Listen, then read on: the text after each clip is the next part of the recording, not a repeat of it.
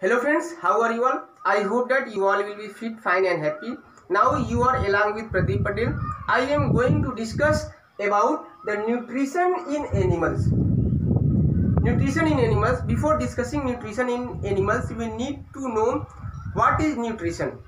Nutrition क्या होता है and how many types of the nutritions are there. Nutrition कितने प्रकार के होते हैं. Nutrition means nutrition is the mode of taking food inside the body, and nutrition is the mode of taking food by an organism and its utilization by the body.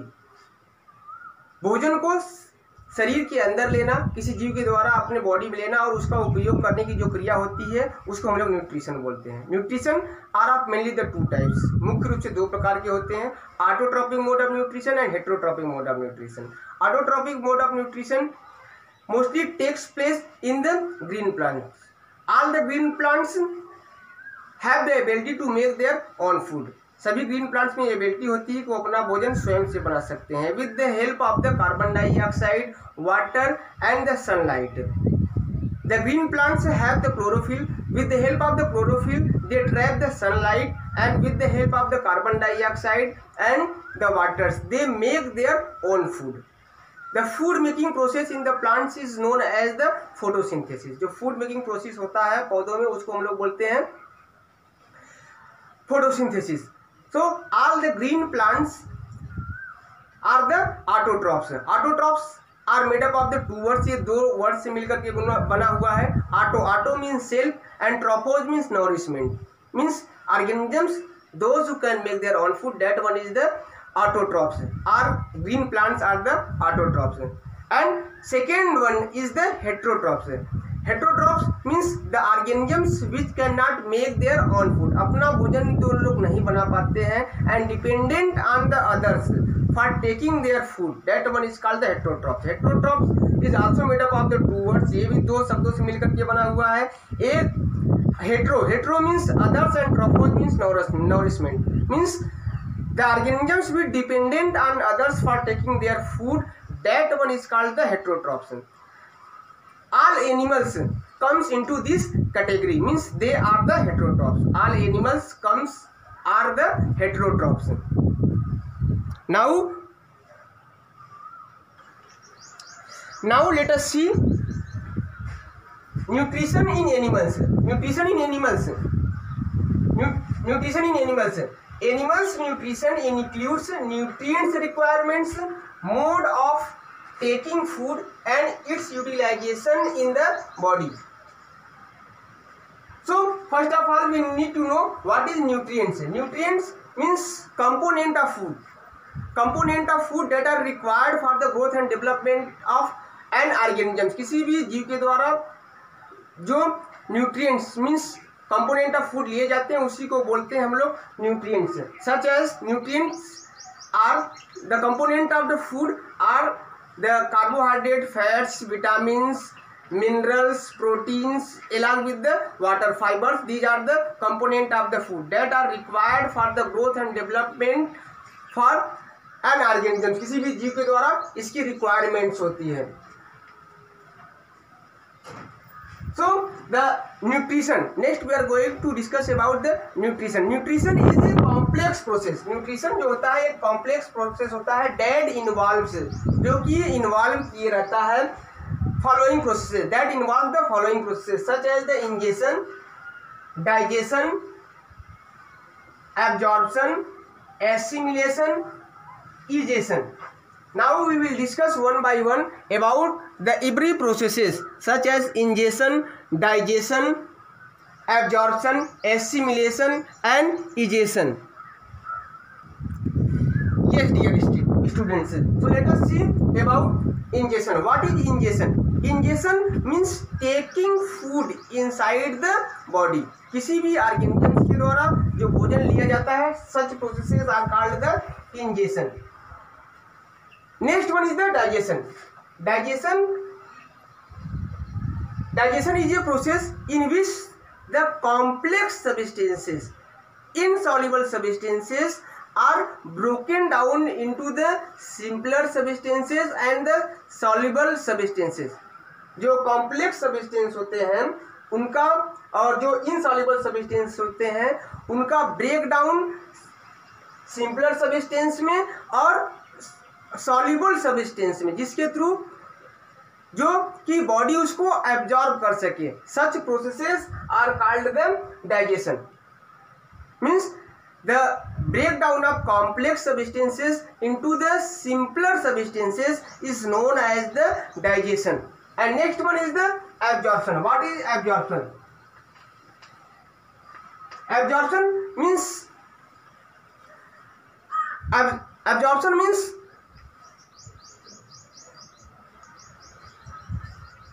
absorption is a process in which the digested food passes through the intestinal walls to the body। जो intestinal walls होते हैं उसके through body में जो absorb कर लिए जाते हैं, that process is known as the absorption. Next one is the assimilation. Assimilation means जो digested food होता है when they go to the different body parts. Assimilation is the process by which the absorbed food is moves to the body cells। जो body cells होते हैं उसके पास पहुंचते हैं and that assimilated food is used for the energy। जो absorbed food होता है वो एनर्जी के लिए, ग्रोथ के लिए और बॉडी के रिपेयर के लिए काम आता है। तो that process is known as the assimilation। and next process is the digestion। जो नेक्स्ट प्रोसेस होता है और लास्ट प्रोसेस होता है that one is the digestion। digestion is a process in which the undigested food, जो undigested food होते हैं, food material होते हैं जो बॉडी के द्वारा एब्जॉर्ब नहीं किए जा सकते हैं, through the excreta means in the form of the excreta और faeces they comes out from the body, that process is known as the digestion। Now we will discuss about the digestion in the human beings. अब हम लोग discuss करेंगे digestion in human beings. Human beings में digestion कैसे होता है, किस प्रकार से होता है, इन सभी के बारे में वन बाय वन हम सभी लोग डिस्कस करेंगे। Okay students, so let us discuss about the digestive system of human beings. Digestive system of the human beings. जो digestive system of human beings होता है means we take the food from our mouth and when it is move inside our stomachs with the help of some enzymes, the food is broken down into the smaller particles and our small intestine absorb some foods and the another food that is not digested, it is thrown out from the anus। Means ये एक लंबा process होता है। Means हमारा जो भोजन का पाचन होता है वो मुंह से लेकर के वो एक कैनाल के थ्रू मीन्स स्मॉल इंटेस्टाइन में तो कंप्लीट हो जाता है, लेकिन से वो कैनाल और आगे तक जाता है जो एनस पर समाप्त होता है। तो इन सभी के बारे में हम लोग एक एक करके डिस्कस करेंगे। तो ये सभी जो हमारा ह्यूमन का डाइजेस्टिव सिस्टम है, this will be mainly divided into the two parts. ये मुख्य रूप से दो भागों में डिवाइड किया जा सकता है। जो पहला है उसको हम लोग बोलते हैं elementary canal. The first one is the elementary canal. Elementary canal is also known as the digestive tract. Elementary canal को हम लोग डाइजेस्टिव ट्रैक भी बोलते हैं। The first one is the elementary canal means जो गट होता है, जो हमारे माउथ से लेकर के एनस तक का जो पूरा पार्ट होता है, that one is known as the elementary canal. हम सभी लोग उसके बारे में डिस्कस करेंगे, एलिमेंट्री कैनाल में कौन कौन से पार्ट होते हैं। और इसके बाद जो दूसरा होता है, जो दूसरा मुख्य रूप से होता है वो होता है digestive glands. Digestive glands is also known as the digestive tract. ये जो होते हैं इसको हम लोग डाइजेस्टिव ग्लैंड को डाइजेस्टिव ग्लैंड को हम लोग डाइजेस्टिव जूस भी बोलते हैं, जिसके द्वारा जगह जगह पे कुछ स्पेशल टाइप्स के एंजाइम्स का सिक्रेशन होता है और वो एंजाइम्स जो होते हैं फूड के डाइजेशन में महत्वपूर्ण भूमिका निभाते हैं। तो इन सभी के बारे में हम लोग एक एक करके देखते हैं। तो सबसे पहला जो है वो हमारा elementary canal. Elementary canal have the following parts. जो सबसे पहला पार्ट होता है उसको हम लोग बोलते हैं mouth and the buccal cavity. Mouth and the buccal cavity. Next part is the oesophagus. Oesophagus is also known as the food pipe. And third one is the stomach and fourth small intestine, fifth large intestine, sixth rectum and the anus. ये जो parts होते हैं that have the elementary canal से, ये सब alimentary canal के parts होते हैं। और एलिमेंट्री कैनाल के पार्ट्स में कुछ ग्लैंड्स होते हैं, डाइजेस्टिव ग्लैंड्स होते हैं, जो कि स्पेशल टाइप के एंजाइम्स का सिक्रीशन करते हैं, जिसकी वजह से फूड का डाइजेशन होता है। वो होते हैं जो डाइजेस्टिव ग्लैंड्स होते हैं। एक होता है सलाइवरी ग्लैंड्स, सलाइवरी ग्लैंड्स जो कि हमारे माउथ में बक्कल कैविटी में मौजूद होता है। और दूसरा होता है लीवर और पेनक्रियाज, जो स्मॉल इंटेस्टाइन होता है, स्मॉल इंटेस्टाइन रिसीव करता है लीवर को और पेनक्रियाज को। अब हम लोग एक एक करके इन सभी के बारे में डिस्कस करेंगे डिटेल में।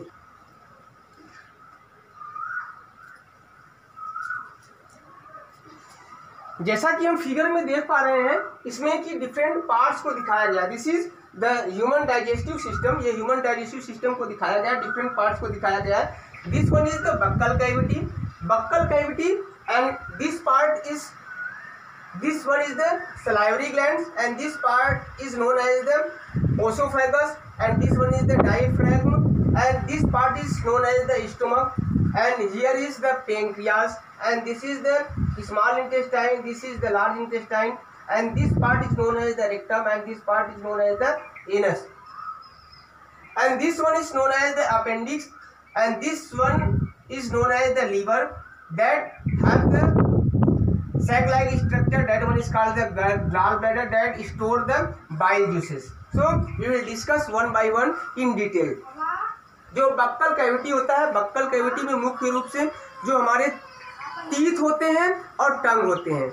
The teeth helps in the physical digestion of the food. Physical digestion, जो टीथ होते हैं, टंग होते हैं, they helps in the physical digestion of the food.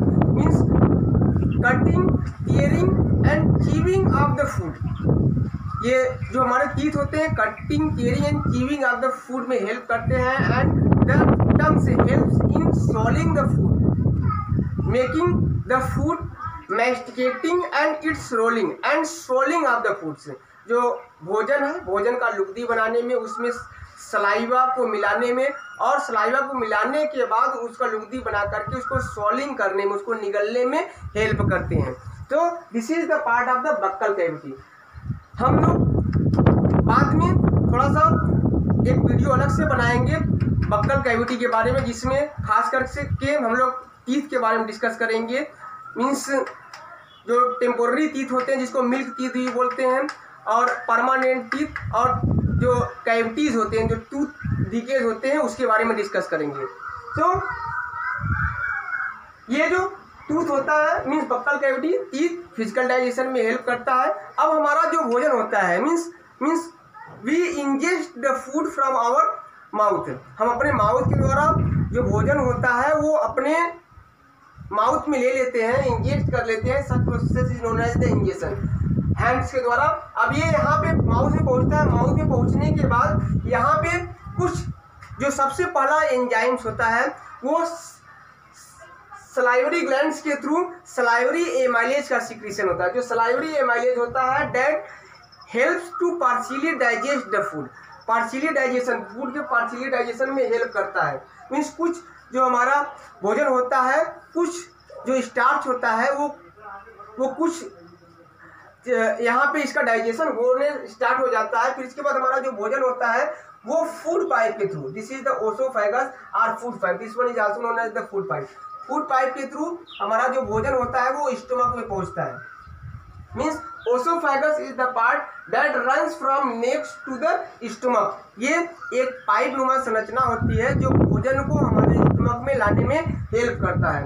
इसमें जो भोजन होता है वो कंस्ट्रक्शन और रिलैक्सेशन के थ्रू, मीन्स रिदमिक कंस्ट्रक्शन और रिलैक्सेशन के थ्रू हमारे स्टमक में पहुंचता है। जो रिदमिक कंस्ट्रक्शन और रिलैक्सेशन का प्रोसेस होता है, that one is called the peristaltic movement. Means by the process of peristaltic movements the food is moves into the stomach. अब स्टमक में पहुंच जाता है। अब हम लोग डिस्कस करेंगे स्टमक के बारे में। Stomach is the widest part of the elementary canal. जो स्टमक होता है वो सबसे वाइडेस्ट पार्ट होता है, और that one is present in the abdomens. जो एब्डोमेन्स होता है वहाँ पे मौजूद होता है। Stomach secrete some substances such as the यसियन। जो इसके वाल्स होते हैं, inner wall of the stomach secrete the HCl, ये जो इनर वाल होते हैं they secrete the HCl, hydrochloric acid का सिक्रीशन करते हैं, they secrete the HCl, pepsin and the mucus. ये 3 प्रकार के सब्सटेंसेस का सिक्रीशन करते हैं जिसको हम लोग बोलते हैं हाइड्रोक्लोरिक एसिड, म्यूकस और जो हाइड्रोक्लोरिक एसिड, म्यूकस और जो तीसरा होता है उसको हम लोग बोलते हैं from the stomachs 3 substances secreted such as the hydrochloric acid, HCl, mucus and the pepsin। Means ये जो इनर वाली इसके लाइनिंग होते हैं इससे HCl का सिक्रीशन होता है। The main function of the HCl is to kill the germs and makes the food acidic. जो जर्म्स होते हैं हमारे फूड के साथ चले जाते हैं उसको मारना और भोजन को एसिडिक बनाने में हेल्प करते हैं। And the mucus, mucus what is the function of the mucus? Mucus is present inside the inner lining of the stomach that helps to protect the inner wall. जो स्टमक का inner wall होता है उसको HCl के प्रभाव से protect करता है। HCl का जो प्रभाव होता है उससे प्रोटेक्शन देने में हेल्प करता है। And what is the function of pepsin? जब जो हमारा भोजन एसिडिक हो जाता है तो पेप्सिन उस पर वर्क कर सकता है और जो भी प्रोटीनस सब्सटेंस होते हैं उसको डाइजेस्ट करने में हेल्प करता है, means help in the digestion of the protein. Now next one is the means अब हमारा जो फूड होता है वो यहाँ से स्टमक से जाते हुए ये स्मॉल इंटेस्टाइन में पहुँचता है। Small intestine is the largest part. ये जो स्मॉल इंटेस्टाइन होता है, this one is the small intestine, this one is the largest part, सबसे लंबा पार्ट होता है जो कि लगभग 6 से 7 मीटर तक लंबा होता है। और इसमें क्या होता है, जो सबसे ऊपर का पार्ट होता है उसको हम लोग बोलते हैं डिओडेनम। जब भोजन यहाँ पे पहुँचता है मीन्स स्टमक में लगभग 3-4 घंटे के आसपास भोजन हमारा रहता है, फिर इसके बाद वहाँ से आने के बाद स्मॉल इंटेस्टाइन में आता है। स्टमक में भोजन का चर्निंग होता रहता है, कंटिन्यूअसली 3-4 घंटे चर्निंग होता रहता है। स्मॉल पार्टिकल्स में होने के बाद ये स्मॉल इंटेस्टाइन में आता है। स्मॉल इंटेस्टाइन में आने के बाद इसमें स्मॉल इंटेस्टाइन का मेन फंक्शन ये होता है the food that is digested. Small intestine also receive the 2 glands. ये 2 प्रकार के ग्लैंड्स को रिसीव करता है। एक को हम लोग बोलते हैं small intestine receive the 2 glands, एक को हम लोग बोलते हैं पेंक्रियाज और दूसरे को बोलते हैं liver. This one is the pancreas and this one is the liver. जो हमारा अभी तक अनडाइजेस्टेड फूड है उसमें जो स्मॉल इंटेस्टाइन रिसीव करता है पेंक्रियाज को। Pancreas secreted certain type of the substances, कुछ सब्सटेंस का सिक्रीशन करता है। Pancreas is cream coloured organs. ये पेंक्रियाज क्रीम कलर का ऑर्गन होता है दैट कंट्रोल्स द शुगर। ये शुगर को कंट्रोल करने में हेल्प करता है। Means they produces different types of the enzymes such as the trypsin. ये ट्रिप्सिन का फॉर्मेशन करते हैं और लाइपेज का फॉर्मेशन करते हैं और पेंक्रियाटिक एमाइलेज का, मीन्स कुछ प्रकार की ये जूसेस का, पेंक्रियाटिक जूसेस का फॉर्मेशन करते हैं जिसमें जो पेंक्रियाटिक जूस होते हैं वो पेंक्रियाटिक एमाइलेज, ट्रिप्सिन और लाइपेज होते हैं। मीन्स ये ब्रेकडाउन जो फूड के जो कॉम्प्लेक्स सब्सटेंस होते हैं जैसे कार्बोहाइड्रेट्स हो गए, फैट्स हो गए और लिपिड्स हो गए और प्रोटीन होते हैं, उनका ब्रेकडाउन करने में हेल्प करते हैं। And this small intestine also receive the glands known as the liver। जो लीवर होते हैं, in the liver we can see the sac-like structure। जो sac-like structure होता है that one is known as the gallbladder।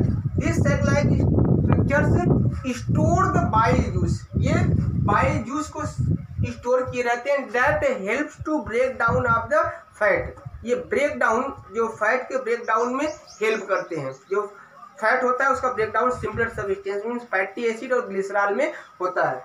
अब यहाँ से हमारा जो भोजन होता है वो पूर्ण रूप से पच जाता है। Means the complete digestion takes place into the small intestine. Small intestine में कंप्लीट डाइजेशन हो जाता है।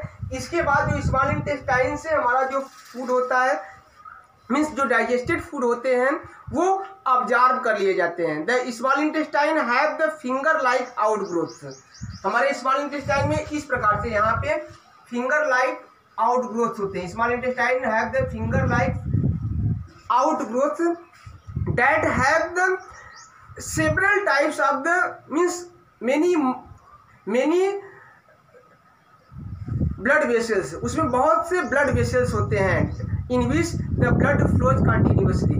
जो विलाई होते हैं they increases the surface area of the small intestine. जो इनर लाइनिंग है इसका, वो इसके सरफेस एरिया को बढ़ाते हैं, जिससे कि हमारा जो फूड डाइजेस्ट हो चुका होता है, सॉल्युबल फॉर्म में हो चुका होता है, वाटर फॉर्म में हो चुका होता है।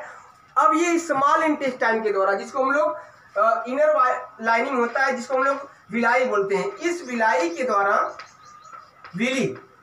इस विलाई के द्वारा एब्जॉर्ब कर लिए जाते हैं। अब हमारा फूड जो होता है यहाँ से एब्जॉर्ब कर लिए जाते हैं स्मॉल इंटेस्टाइन के द्वारा।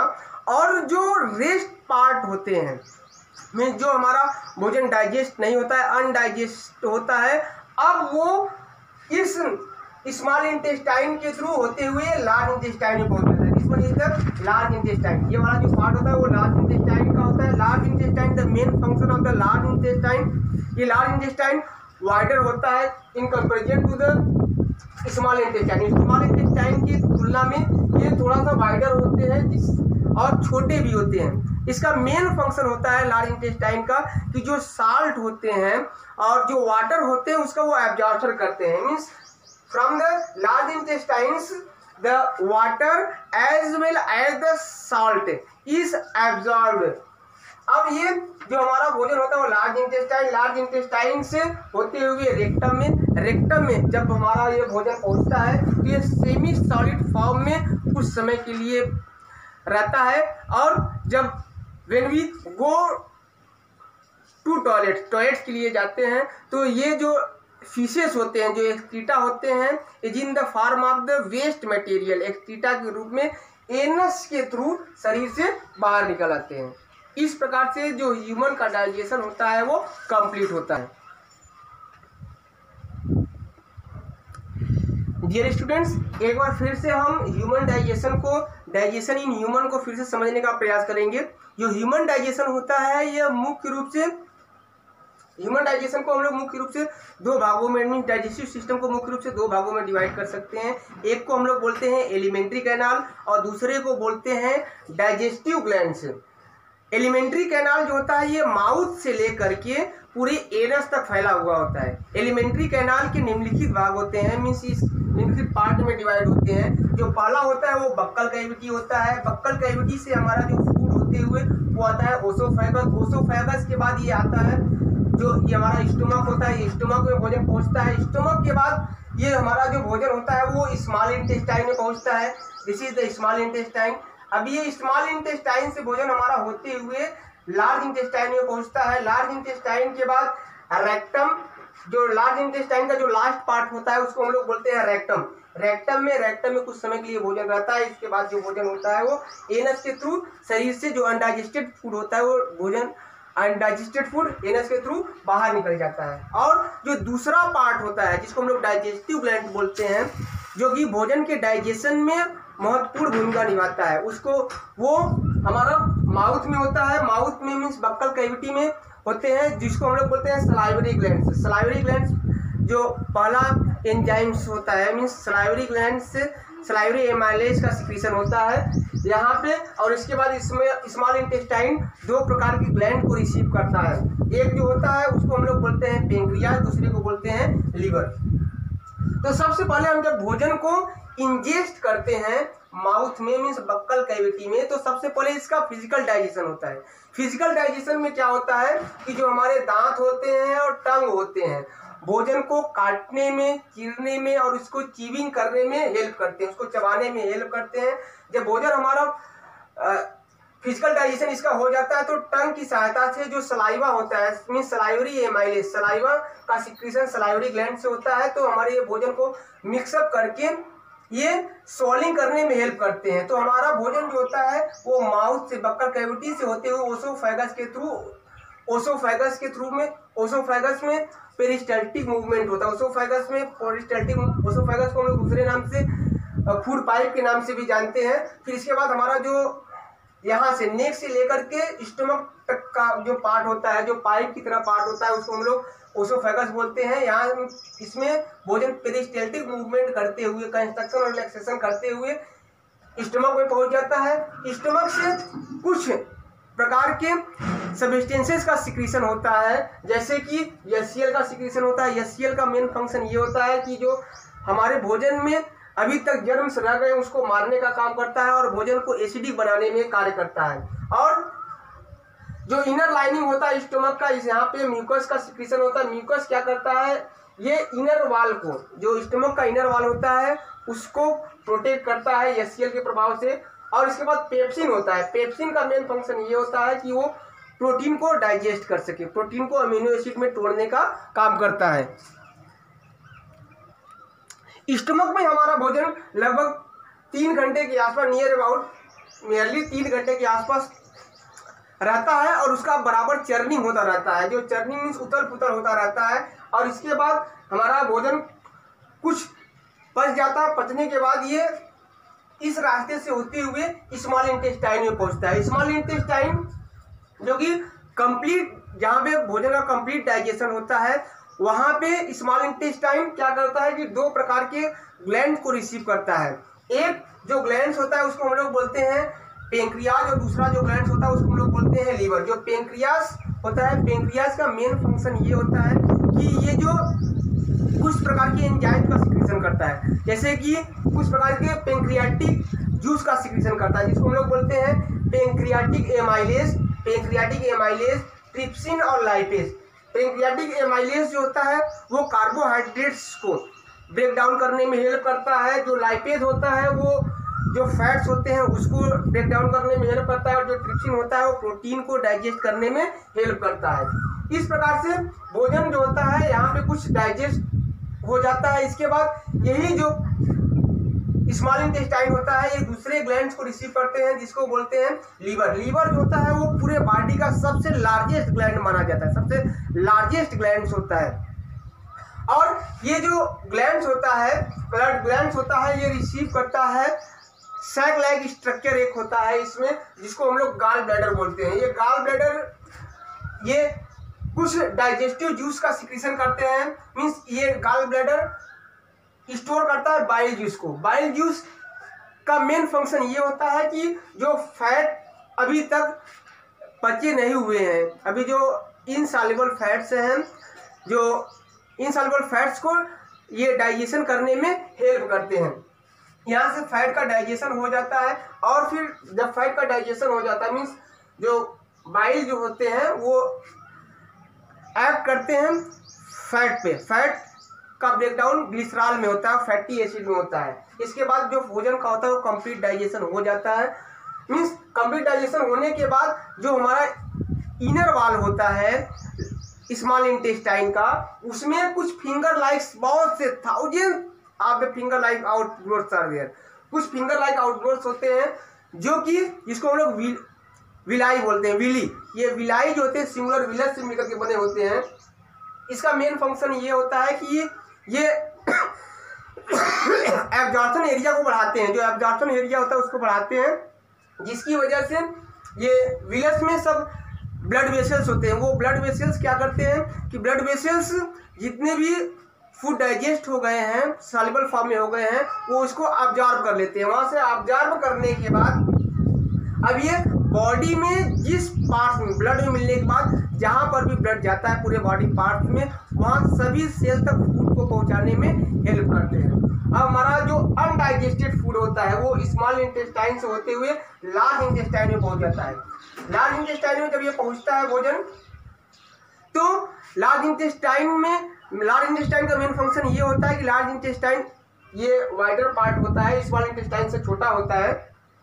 स्मॉल इंटेस्टाइन की बात करें तो ये सबसे लार्जेस्ट पार्ट होता है, लगभग 6 से 7 मीटर तक लंबा होता है। और जब लार्जेस्ट इंटेस्टाइन में पहुंचता है तो यहाँ से जो साल्ट होते हैं और वाटर का यहाँ पे अब्जॉर्प्शन होता है। वाटर और साल्ट यहाँ से अब्जॉर्ब होने के बाद ये भोजन जो होता है जो हमारा आकर के रेक्टम में रुकता है, यहाँ पे सेमी सॉलिड फॉर्म में कुछ समय के लिए पड़ा रहता है। And when we go to the toilets then this feces, these wastage comes from the anus, ये हमारे एनस के थ्रू शरीर से बाहर निकल आते हैं। तो ये इस प्रकार से ह्यूमन डाइजेस्टिव सिस्टम कंप्लीट होता है। Okay, thank you.